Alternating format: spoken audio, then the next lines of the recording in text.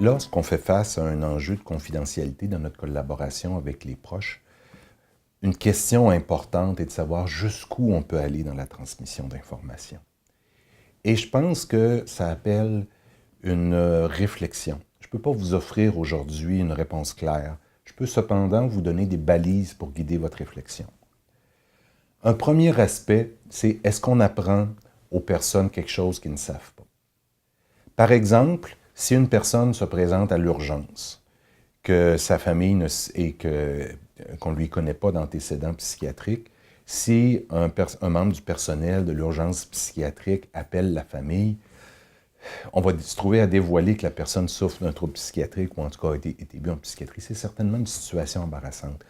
Mais souvent, les gens vont se douter quand même un peu de ce qui se passe. Par exemple, si quelqu'un vient voir un proche sur l'unité et veut savoir quel est le diagnostic, et que la personne refuse que je le dise, je veux dire, écoutez, si vous vous informez-vous, vous allez savoir à quelle clientèle est dédiée cette unité. Donc, il y a toutes sortes d'éléments comme ça, soit que la personne peut deviner ou qu'elle sait déjà.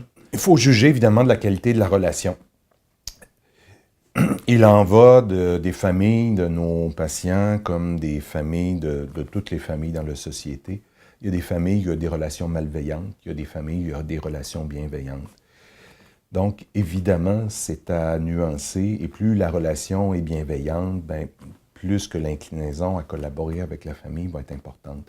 Quoique encore là, parfois des relations plus difficiles, il faut voir quand même que il peut y avoir matière à intervenir de ce côté-là, mais c'est certain qu'il faut adapter l'intervention. Il faut se demander aussi quel est le degré d'implication des proches. Personnellement, j'ai un très, très, très grave problème à libérer une personne de l'hôpital, savoir qu'il va aller vivre dans sa famille et ne pas la contacter. Je trouve que ça n'a pas de bon sens.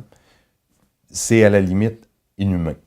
Et donc, c'est certainement une situation où je vais faire des pieds et des mains pour collaborer avec la famille. Il faut voir aussi et toujours situer nos interventions dans une perspective de rétablissement. Est-ce que cette intervention-là, le contact avec la famille, va soutenir la personne dans son rétablissement ou va lui nuire? Je reste toujours sensible, moi, à l'intention du législateur. Je crois que le législateur, en écrivant, en élaborant les considérations par rapport à la confidentialité, voulait respecter la dignité de la personne. Si, en respectant à la lettre cette loi-là, on arrive au but contraire de celui recherché par le législateur, il faut se poser une question. Il faut se poser des questions à ce moment-là. Et donc, il faut aussi, lorsqu'on se pose la question des communications avec la famille, voir un peu dans quelle est la direction des échanges. C'est très clair, on peut entendre tout ce que la famille a à nous dire. Si des gens souhaitent nous contacter et nous donner des informations, on n'a pas de consentement à qui que ce soit à demander, on peut les écouter. Déjà, lorsque l'équipe traitante contacte la famille, c'est déjà un petit peu plus délicat. Et je pense qu'il faut être peut-être un petit peu plus prudent dans ce contexte-là. Mais tout de même, ça ne pose pas de problème.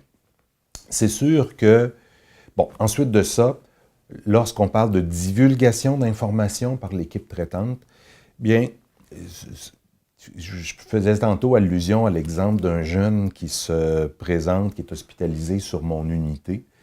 Évidemment, dans ce contexte-là, je me dis, écoutez, les gens peuvent deviner de quoi il est question. Je suis un psychiatre, je ne suis pas un pneumologue, et c'est très facile si on a juste à taper mon nom sur Google. Il y a un ingénieur et un gardien de but junior qu'on va trouver, mais sinon, on peut facilement trouver que je suis psychiatre et je ne suis pas pneumologue, je ne suis pas cardiologue. Donc, c'est des situations, généralement, jusqu'à maintenant, c'est simple. Évidemment, la situation un petit peu plus délicate survient lorsque nous souhaitons divulguer des informations qui ne sont pas nécessairement connues de la famille.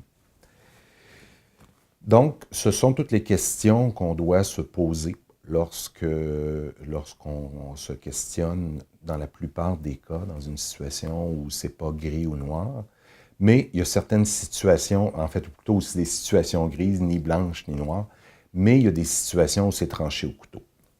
Par exemple, si la personne refuse que nous transmettions des informations à son employeur, à l'assurance, et tout ça, c'est très, très clair, ou à toute personne qui pourrait être malveillante à son égard, c'est clair, il est hors de question de divulguer de l'information.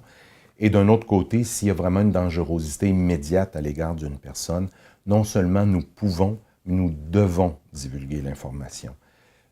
Par exemple, une personne a cessé son traitement, est en rechute psychotique, a émis des menaces à l'égard de sa famille. Nous devons informer la famille de ces menaces-là.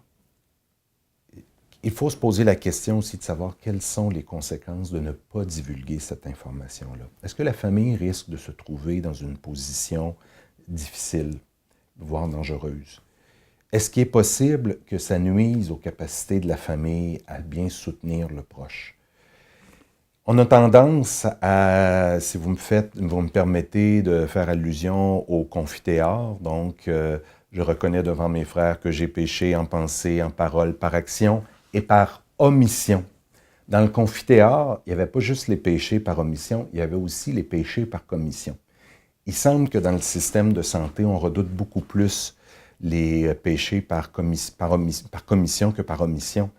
On a souvent le préjugé de dire que si je fais rien, je ne pourrais pas être blâmé. Or, ne rien faire, c'est faire quelque chose.